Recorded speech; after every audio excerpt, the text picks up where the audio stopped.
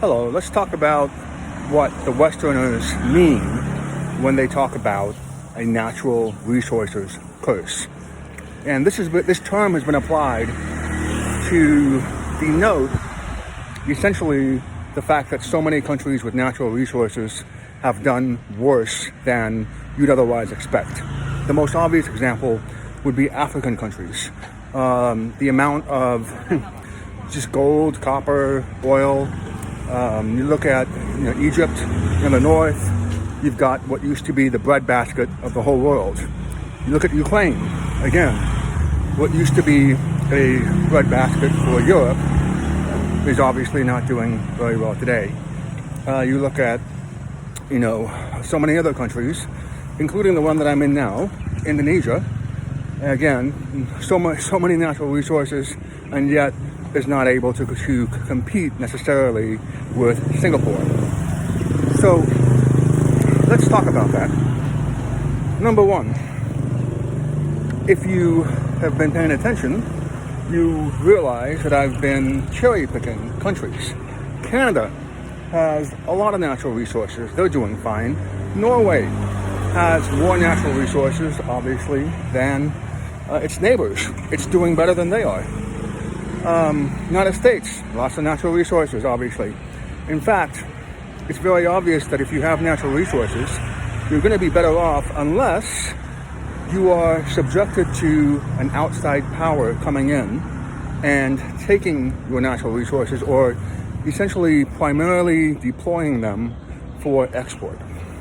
This doesn't happen only with natural resources. It happens with fruits like mangoes and all the delicious things that you enjoy. So if you think about it, the term itself is completely false. Russia is still doing fairly well. But obviously, if you avoid war and you have natural resources, you should be doing well. Again, unless you are not in a position where you are tied into the Western financial system.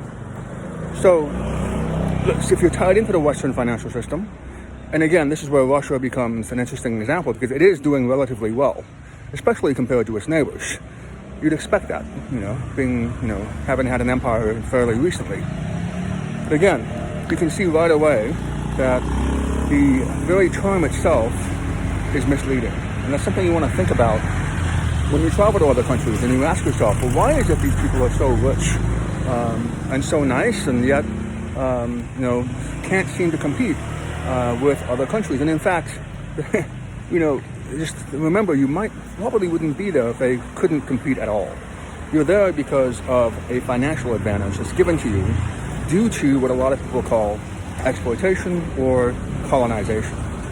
And that's something you want to think about. So I'm going to head over here and get some gelato. Looks like it's only about $1 a scoop. And that's what I was looking for. And you have these little Javanese structures behind me. And so hopefully if you ever come down here, don't be like one of my friends back in the day. He would go to all these countries and he would say, you would ask him, what really stood out? And, he wouldn't talk about the food. He would just, wouldn't talk about the architecture. He would just talk about the poverty. And it's true. There's a lot of poverty all over the world. And part of the reason there is that poverty is because, a dollar goes a lot goes a lot farther overseas than it does domestically. You want to think about why that is.